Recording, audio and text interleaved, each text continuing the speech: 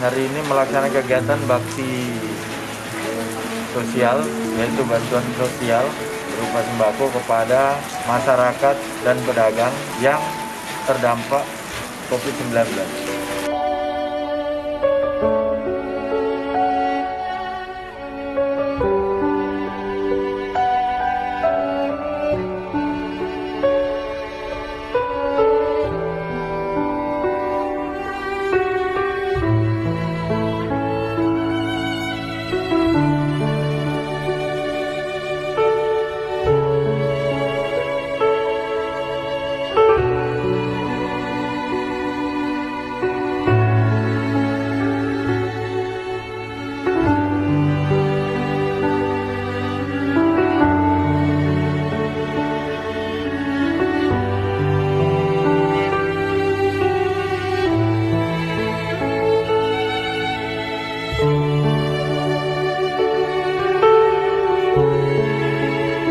Terima kasih bantuan untuk Kapolda dari ibu jalan ke pemburan